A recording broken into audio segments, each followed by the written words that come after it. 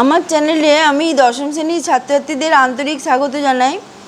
আজকে একটি বাংলার ভিডিও এবং এই চ্যানেলে বাংলা, ইতিহাস, ভূগোল সমস্ত সাবজেক্টের ভিডিও দেয়া হয় এবং যারা মনে করছে তাদের পাঠ্য বিষয়কে সহজ এবং স্বচ্ছ ধারণার সঙ্গে গ্রহণ করবে তারা এই ভিডিওগুলো অনায়াসে দেখতে পারে, তাতে কিন্তু তাদের উপকার হবে খুব। আচ্ছা, আসছি ভিডিও প্রসঙ্গত বলে নিই, সাবস্ক্রাইব করা জরুরি। সাবস্ক্রাইব না করলে আমি কিন্তু রেগুলার বেসিসে ভিডিও দিতে পারি না, অনেক সময় ইরেগুলার হয়ে যায়। সেক্ষেত্রে যখন ভিডিও আসবে তখন নোটিফিকেশান তারা পেয়ে যাবে। আচ্ছা, আসছি ভিডিও প্রসঙ্গে। দেখো, বাংলার একটি কবিতা সিন্ধু তীরে। কবিতাটি লেখক হচ্ছেন সৈয়দ আলাউল। সৈয়দ আলাউল হচ্ছেন সপ্তদশ শতকে আরাকান রাজসভার কবি ছিলেন, ঠিক আছে। এবং তিনি মোহাম্মদ জাওসির পদুমাবত কাব্য ট্রান্সলেট করে মানে অনুবাদ করে লিখেছিলেন পদ্মাবতী কাব্য। তার কিন্তু সেই কাব্যটি যথেষ্ট শ্রেষ্ঠ কাব্য, তার শ্রেষ্ঠ গুণপনার নিদর্শন, তার কীর্তি স্থাপন করে। কবির লেখনীর যে মধ্যে যে মাধুর্য আছে, যে উৎকর্ষতা আছে, সেটা কবিতার মধ্যে দিয়েই প্রকাশ পেয়েছে। সৈয়দ আলাউল যথেষ্ট উন্নত মানের এবং শ্রেষ্ঠ কবি। আসছি কবিতা প্রসঙ্গে। এখানে সিন্ধু তীরে মানে কিন্তু সিন্ধু নদ নয়, সিন্ধু তীরে মানে সাগরের তীরে। তা সাগরের তীরে কোনো একটি ঘটনা ঘটেছিল, সেই প্রসঙ্গেই একটি কবিতা। এবং কবিতাটির কথা বলি, যেটুকু ওই পদুমাবত কাব্যর ট্রান্সলেট করে অনুবাদ করে পদ্মাবতী কাব্যটি তিনি রচনা করেছেন। সেই পদ্মাবতী কাব্যটি চিতোরের রানা রত্নসেন এবং তার স্ত্রী পদ্মাবতী সম্পর্কে রচিত। আর এখানে তার খণ্ড অংশ পাঠ্য বিষয়ের অন্তর্ভুক্ত হয়েছে, যার নাম দেওয়া হয়েছে সিন্ধু তীরে, ঠিক আছে। যেটুকু অংশ এখানে বিবেচিত হয়েছে অন্তর্ভুক্ত করার জন্য, সেটুকু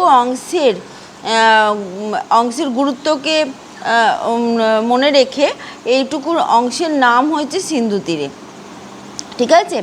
আচ্ছা, এখানে পদ্মাবতী এবং পদ্মা দুজনেই আছে। পদ্মা হলেন ওই সিন্ধু তীরেই একটি দ্বীপ আছে, দ্বীপের এক রাজার কন্যা, রাজকন্যা হচ্ছেন পদ্মা, ঠিক আছে। ভীষণ এখানে কনফিউশন হয়, সেই কনফিউশনটা অবশ্যই আমি দূর করে দেওয়ার চেষ্টা করব। আচ্ছা, এখানে দেখো বলেছে, কন্যারে ফেলিল যথা জলের মাঝারে তথা দিব্যপুরী সমুদ্র মাঝার। এখানে কন্যারে যেখানে ফেললো সেটা হচ্ছে জলের মাঝার মানে জলের মধ্যিখানে, এবং দিব্যপুরী, দিব্য মানে অতীব সুন্দর প্রাসাদ আছে সমুদ্রের মধ্যিখানে, সেইখানে নিয়ে গিয়ে কন্যাকে ফেললো। অতি মনোহর দেশ নাহি তথা দুঃখ ক্লেশ সত্য ধর্ম সদাচার। এখানে বলছি যে সমুদ্রের মধ্যে যে দ্বীপ আছে, দ্বীপের মধ্যে যে প্রাসাদ আছে সুন্দর একটি, এবং সেখানে একটি রাজা থাকেন এবং তার যে প্রাসাদ, সেখানে তার যে দেশ, সে অতি মনোহর, অতি সুন্দর। এবং কেন অতি সুন্দর? কারণ সেখানে কোনো দুঃখ ক্লেশ নেই, সত্য ধর্ম সবসময় সদাচার বিরাজ করে, ঠিক আছে। সত্য ধর্ম সহ সদাচার সবসময় বিরাজ করে। সমুদ্র নিপতি সুতা মানে কন্যা, সমুদ্রের রাজার কন্যা পদ্মা নামে গুণজুতা। দেখো, পদ্মার এখানে বৈশিষ্ট্য মানে কি বলে পরিচয় দেয়া হচ্ছে, ঠিক আছে। তাহলে সমুদ্র নিপতি সুতা, সমুদ্রের রাজার কন্যা পদ্মা নামে গুণজুতা মানে গুণযুক্ত। তা সমুদ্র নিপতির কন্যা, তার নাম পদ্মা, তিনি খুবই গুণযুক্ত, তার খুব গুণ বৈশিষ্ট্য আছে।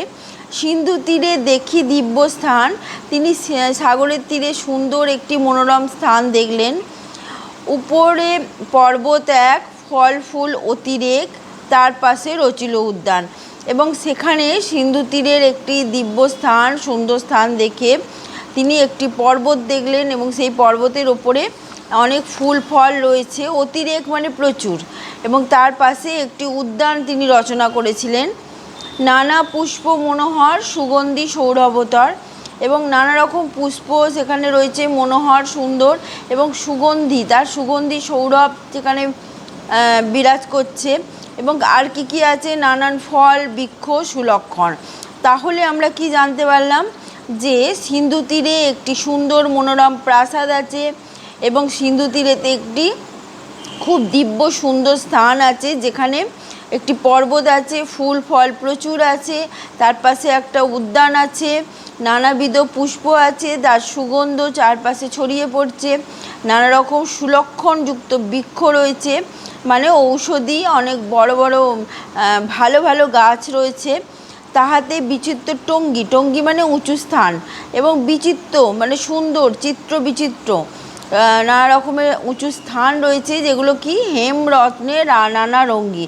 হেমরত্ন মানে হেম মানে স্বর্ণ, স্বর্ণ স্বর্ণাভ আভায় সেগুলো রাঙানো রয়েছে। তথা কন্যা থাকে সর্বক্ষণ। তাহলে নিপতি, রাজার নিপতি যে রয়েছেন, সমুদ্র নিপতির যে কন্যা তিনি পদ্মা, তিনি কিন্তু এই রকম একটি স্থানে সবসময় বিরাজ করেন। ঠিক আছে।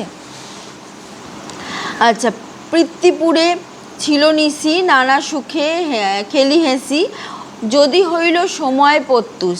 তিনি পিতার পুরে, পুরে মানে প্রাসাদে, পিতার প্রাসাদে তিনি ছিলেন, নানান সুখে হেসে খেলেছিলেন, এবং যখন সময় হলো মানে ভোর হলো, প্রত্যুষ মানে ভোর হলো, সখীগণ করি সঙ্গে আসিত উদ্যানের অঙ্গে সিন্ধু তীরে রহিছে মাঞ্জস। তিনি দেখলেন সখীগণ সঙ্গে তিনি উদ্যানে রঙ্গ করতে আসছেন, মানে হাসি ঠাট্টা মজা আনন্দ করতে যখন তিনি উদ্যানে এলেন, সেই সময় তিনি একটি মাঞ্জস দেখতে পেলেন। মাঞ্জস মানে কলার ভেলা, সিন্ধু তীরে পড়ে আছে, মানে সাগরের তীরে পড়ে আছে।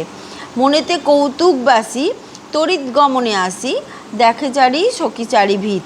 মনেতে কৌতুক হলো, সঙ্গে সঙ্গে সে ছুটে এলো এবং দেখলো চারজন সখী চারদিকে ছড়িয়ে পড়ে আছে। মধ্যিতে যে কন্যাখানি রূপের অতি রম্ভাজিনী, নিপাতিতা চেতন রহিত। এবং মধ্যিখানে যে কন্যাটি পড়ে আছেন তার রূপ রম্ভার থেকেও বেশি রূপবতী তিনি। রম্ভা হচ্ছেন স্বর্গের উর্বশী, এবং তিনি নিপাতিতা হয়ে আছেন, তিনি ভূপতিত হয়ে আছেন, চেতনা তার রহিত হয়ে গেছে, চেতনা চলে গেছে। দেখিয়া রূপের কলা বিস্মিত হইল বালা, অনুমান করে নিজ চিতে। এবার তো চেতনা তার চলে গেছে, তাকে জিজ্ঞাসাও করতে পারছেন না সে কে, তার পরিচয় কি। তার রূপের কলা, তার এত সে রূপবতী, সেটা দেখে বিস্মিত হলো বালা। বালাকে, বালা মানে এখানে কন্যা, তাহলে পদ্মাকে এখানে বলা হয়েছে। পদ্মা কিন্তু এখানে বিস্মিত হয়েছে এবং অনুমান করছে, নিজ চিতে অনুমান করছে, নিজের মনে মনে অনুমান করছে। কি অনুমান করছে? অনুমান করছে ইন্দ্রসাপে বিদ্যধরি কিংবা স্বর্গভ্রষ্ট করি অচৈতন্য পড়িছে ভূমিতে। হয়তো ইন্দ্রসাপে কোনো বিদ্যাধরী কী করছে, স্বর্গ থেকে ভ্রষ্ট হয়ে এখানে ভূমিতে এসে পড়েছে। বেকত দেখিয়া আঁখি তেন সবসন সাক্ষী, বেথনিচে হইছে কেশবাস। বেকত মানে বেরিয়ে পড়েছে, তার চোখ বেরিয়ে পড়েছে, ঠিক আছে, চোখ উল্টে গেছে। তেন সবসন, তার যে বসন আছে, তাই সেই বসন সেটা এলোমেলো। বেথনিচে হয়েছে কেশবাস, তার কেশবাস এলোমেলো হয়ে গেছে, তার বসনও সেটারই সাক্ষী দিচ্ছে। ঠিক আছে। বুঝি সমুদ্রের নাও ভাঙিল প্রবল বাও, মোহিত পাইয়া সিন্ধু ক্লেশ। এরকমও হতে পারে, হয়তো সমুদ্রের নাও ভেঙে গেছে। নাও মানে কি? নৌকা বা বড় জাহাজ, নৌকা যা হোক, সেইটা ভেঙে গেছে প্রবল ঝড়ে, এবং সেখানে প্রবল সিন্ধু ক্লেশ পেয়ে সাগরের যন্ত্রণা, দুঃখ যন্ত্রণা, মানে সাগরের যে ঝড় ঝঞ্ঝা সহ্য না করতে পেরে এখানে এসে পড়েছে। চিত্রের পতলি সমা নিপাতিত মনোরমা, কিঞ্চিত আছয় মাত্র শ্বাস।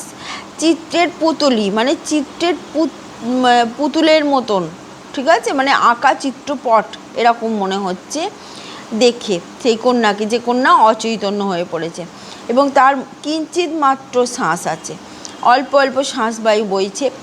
অতি স্নেহ ভাবি মনে বলে পদ্মা, ততক্ষণে বিধি মোরে না করো নৈরাস। তাহলে অতি স্নেহ, তার প্রতি অতি স্নেহ দেখিয়ে পদ্মা তখন বলছেন, বিধি আমাকে নিরাশ করো না। পিতার পুণ্যের ফলে, মোহর ভাগ্যের ফলে বাহুরক কন্যার জীবন। আমার পিতার পুণ্য আছে এবং আমারও ভাগ্যের ফলে যেন আমি কন্যার জীবন ফিরিয়ে আনতে পারি, এটা পদ্মা বলছেন।